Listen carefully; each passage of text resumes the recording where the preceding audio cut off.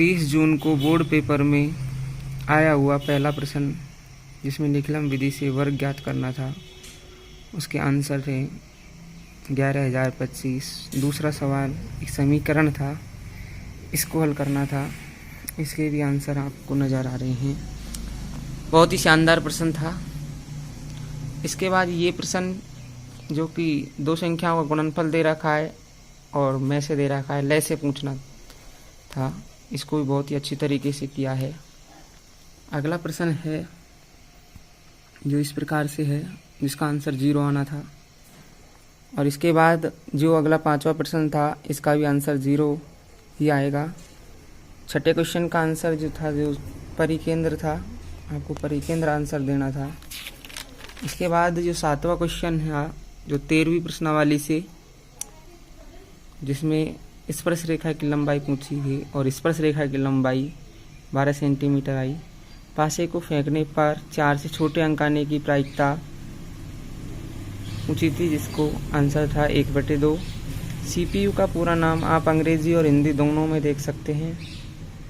इसके बाद 10वां प्रश्न जो सड़क सुरक्षा से आया था, 5वीं प्रश्नावली से संबंधित है। ये भी बहुत ही अच्छा प्रश्न है, जिसके आंसर 39 थे।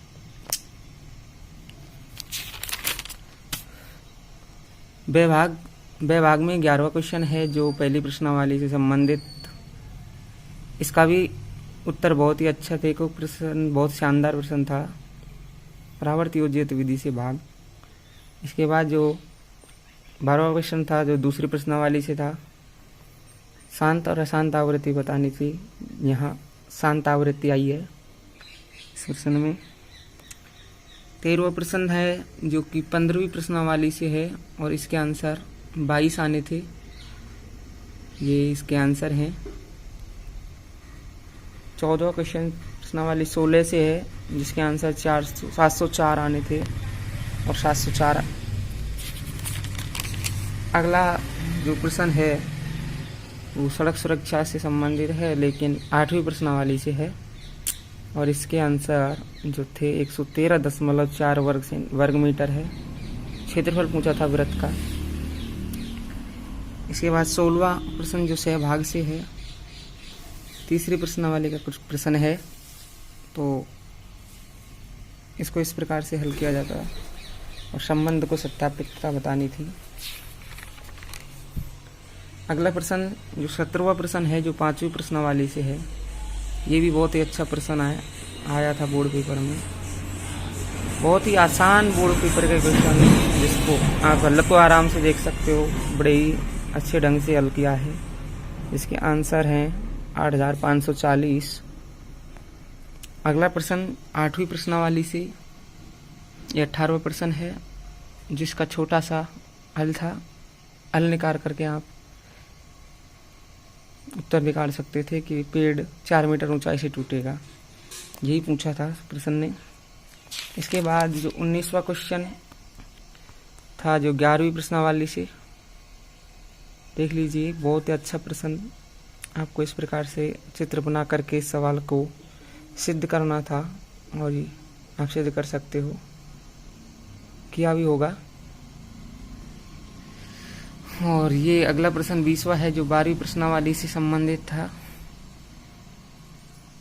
ये भी बहुत अच्छा प्रश्न है, इसको भी आप बड़े अच्छे तरीके से देख करके हल कर सकते थे। अगला प्रश्न 21वां प्रश्न तो 13वीं प्रश्नावली से था, जो एक अच्छा प्रश्न है अपने आप में, जिसके हल को आप देख सकते हो। बहुत ही अच्छा तरीके से आपको हल करके दिया है। इसके बाद 23वां प्रश्न है, जो कि 15वीं प्रश्नावली से है। इसको भी बहुत ही अच्छी तरीके से हल करके आप आंसर निकाल सकते थे। ये इसके आंसर होंगे। 14वीं प्रश्नावली से एक रचना, चित्र की रचना करवा रहा था। जो चित्र की रचना यहाँ पर है, ये इसकी रचना है और इधर इसका चित्र बना करके दिया है। इस प्रकार का चित्र बनेगा। अगला प्रश्न जो 16वीं प्रश्नावली से है, ये भी बहुत अच्छा प्रश्न है, जिसमें बेलनों की संख्या पूछी थी और बेलन की संख्या 18 आई थी। इसके बाद ये 18वीं प्रश्नावली से प्रायिकता से संबंधित सवाल था, जिसके 3 भाग थे। जिनके अलग अलग उत्तर हैं, जो बहुत अच्छे उत्तर हैं। ये आपकी ग्राफ है, ग्राफ का प्रश्न है जो इसको हल किया है। इस प्रकार से हल कर सकते थे इसको, ये इसका हल है। और समीकरण 2 का हल ये है। आपको ग्राफ पेपर भी बताया जाएगा। अब देखिए, ग्राफ पेपर भी हमने बना के तैयार करके रख रखा है आपके लिए। अभी आपको बताएंगे कि इसका ग्राफ पेपर बहुत ही अच्छा है। हमें खोल रहा है ग्राफ पेपर, बहुत ही अच्छा ग्राफ पेपर बनाया है।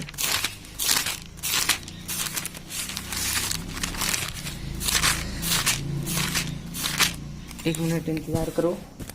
ग्राफ पेपर हम आपको ढूंढ के दे रहे हैं।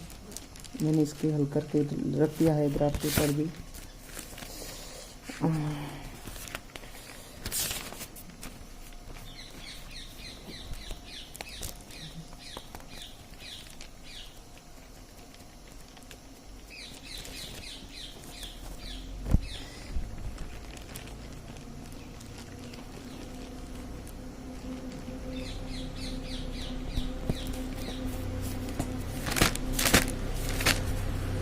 हाँ, इसका ग्राफ पेपर शायद मेरे से गुम हो गया है कहीं। चलो कोई बात नहीं। m का मान 20 आना था। 27वां प्रश्न जो कि 7वें प्रश्नावली से आता है, 8वें वाले सवाल किए हैं। बहुत अच्छा प्रश्न पत्र, इसको आप देख सकते हो। दूसरा है ये।